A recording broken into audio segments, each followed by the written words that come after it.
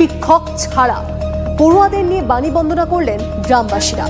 আনন্দের মধ্যেও মিশে রইল বিষাদ, আতঙ্ক, কারণ টিচার না থাকায় লাটে উঠছে পাঠশালা। সরস্বতী মহাভাগে, তাকে ঘিরে কচিকাচার দল। কেউ পরেছে শাড়ি, কেউ এসেছে মাথায় ফুল গুজে। প্রত্যেকেই আনন্দে আত্মহারা।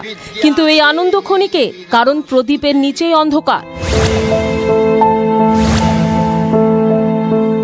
এটা চন্দ্রকোনা 1 নম্বর ব্লকের নিশ্চিন্তপুর শিশু শিক্ষা কেন্দ্র। 2 দশক আগে 2000 সালে 2জন শিক্ষক দিয়ে এই স্কুলটি শুরু হয়। 2 বছর আগে একজন শিক্ষক অবসর নেন, আরেকজন শিক্ষক অবসর নিয়েছেন হালে। স্কুলে এই মুহূর্তে কোনো শিক্ষক নেই। পড়াশোনা শিখেই তা বলে বাণী বন্দনাই হবে না। শিক্ষকহীন স্কুলে ছাত্রছাত্রীদের নিয়ে সরস্বতী পুজো করলেন অভিভাবকরা। সরস্বতী পুজো এখন দেশে গ্রামের লোকই করাচ্ছে। খাওয়া দাওয়া আজকে হবে। ঠাকুরের কাছে কি চাইবেন? ঠাকুরের কাছে প্রার্থনা করব যেমন মাস্টার আসে, ছেলে মেয়েরা যেমন পড়াশোনা ভালোভাবে করতে পারে। সরকারি নিয়মের মধ্য দিয়ে আমাকে রিটায়ার হতেই হবে, কিন্তু একটা আমার দুঃখ সব থেকে বেদনাদায়ক, খুব মর্মস্পর্শী, যে বিদ্যালয়টা কোনো শিক্ষক নিয়োগ না হওয়ার জন্য স্কুলটা উঠে যেতে বসেছে। বর্তমানে ছাত্রছাত্রী আমি এই যে সালটা 2025 সালে জানুয়ারিতে ভর্তি করতে পারতাম, কিন্তু উঠে যাওয়ার জন্য আমি ভর্তি করতে পারিনি। তবু এখানে ক্লাস 1 পর্যন্ত ছাত্রছাত্রী আমার 21 জন। এটা বন্যাপ্রবণ অনুন্নত এলাকা। কয়েক কিলোমিটার হেঁটে অন্য স্কুলে যাওয়া কার্যত দিবা স্বপ্ন।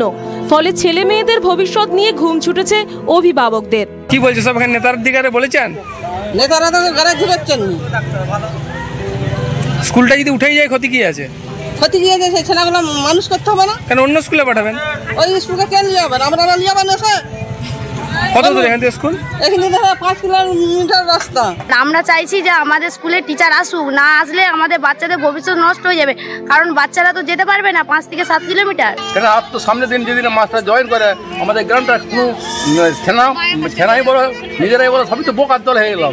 অভিভাবকদের দুশ্চিন্তা কতটা তা কি অনুভব করতে পারছেন প্রশাসনের কর্তারা?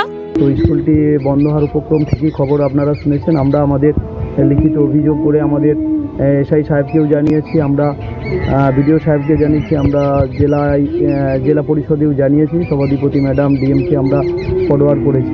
সম্পূর্ণ ঘটনা নিয়ে চন্দ্রকোনা 1 নম্বর ব্লকের বিডিও কৃষ্ণেন্দু বিশ্বাস তিনি যেটা জানিয়েছেন, নতুন করে এই স্কুলে শিক্ষক নিয়োগ করা সম্ভব নয়। তাই ছাত্রছাত্রীদের অন্যত্রে হয়তো পাঠাতে হতে পারে, তবুও তিনি বিষয়টি গুরুত্ব সহকারে দেখবেন বলে জানিয়েছেন। শিক্ষা দীক্ষায় রাজ্যের মধ্যে প্রথম সারিতে রয়েছে এই জেলা। সাক্ষরতার হার প্রায় 80%। সেই জেলায় স্কুলের এই হাল হলে গোটা রাজ্যের ছবিটা কি তা বলার অপেক্ষা রাখে না। Asim Bera report, TV9 Bangla.